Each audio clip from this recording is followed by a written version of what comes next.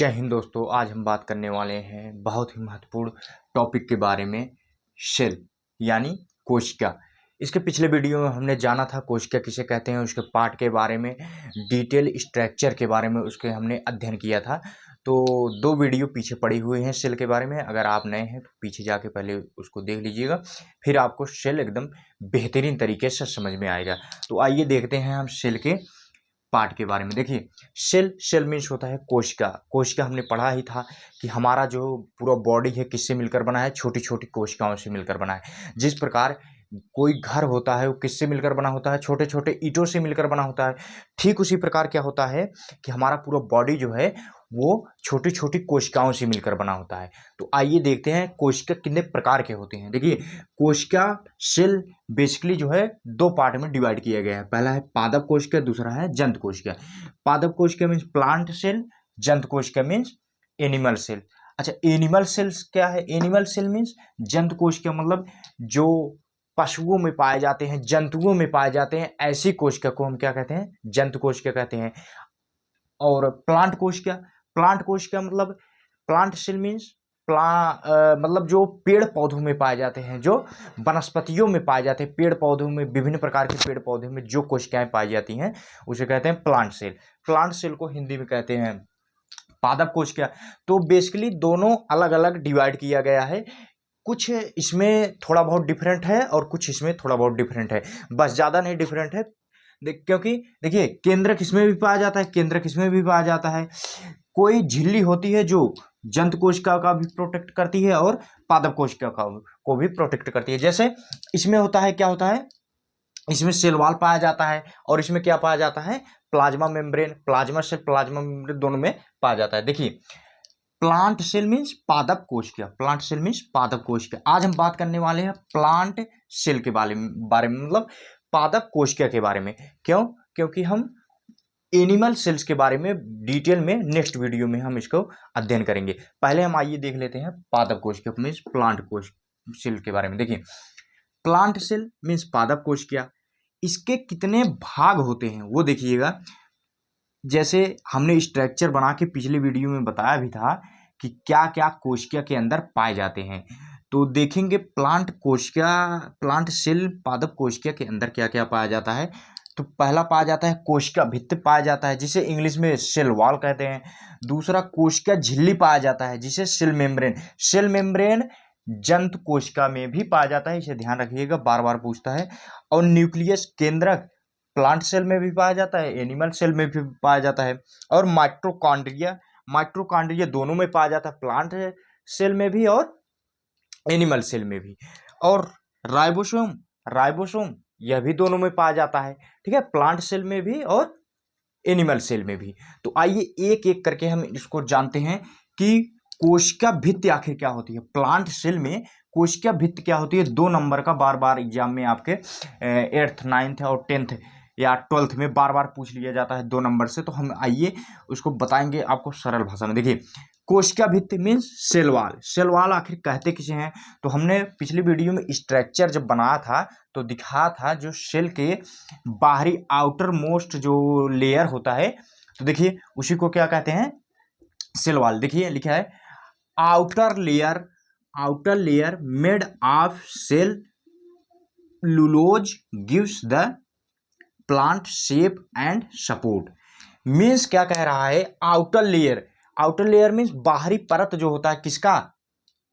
Made up बना होता है किसका? सेलुलोज का। जो प्लांट सेल का जो सेल वॉल होता है, जो सेल का बाहरी परत होता है, वो सेलुलोज का बना होता है।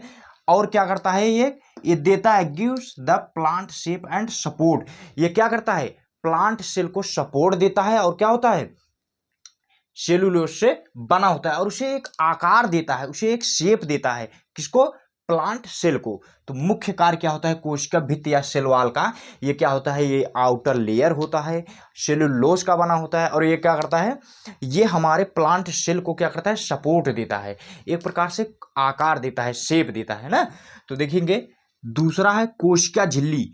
इसको हमने पिछले वीडियो में भी समझा था। कोशिका झिल्ली किसे कहते हैं या सेल मेम्ब्रेन किसे कहते हैं? देखिए, this is a layer inside the cell wall. ये किसके अंदर पाया जाता है? Cell wall. Means cell wall, ये समझ लीजिए कोशिका है, ये क्या है? सेल वॉल है। सेल वॉल के अंदर भी एक परत पाई जाती है जिसे क्या कहते हैं? सेल मेम्ब्रेन कहता है। वही कह रहा है this is a layer inside the cell wall. ये सेल वॉल के क्या होता है? अंदर पाया जाता है। इट कंट्रोल, एक कंट्रोल करता है और प्रिवेंट करता है। प्रिवेंट मीन्स बचाता है। किसे बचाता है? हमारे प्लांट सेल को। ये क्या करता है? कंट्रोल करता है, प्रिवेंट करता है, बचाता है substance from moving in and out. Means हमारे जो प्लांट सेल में जो भी सब्सटेंस पाए जाते हैं उनको मूविंग करने में, इधर उधर मतलब आने जाने में क्या करता है? हेल्प करता है।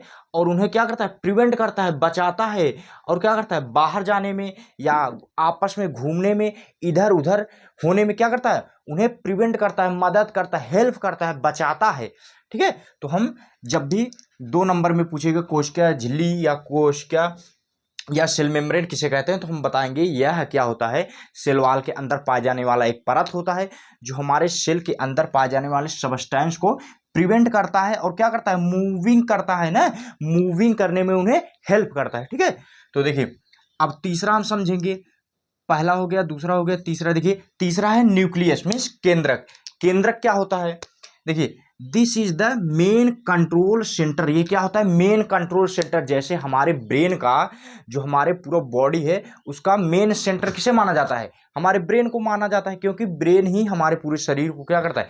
कंट्रोल करके रखता है। तो उसी प्रकार हमारा जो सेल है उसका जो मेन कंट्रोलर है वो क्या है? न्यूक्लियस है। This is the main control centre. ये क्या है? एक कंट्रोल सेंटर है। किसका?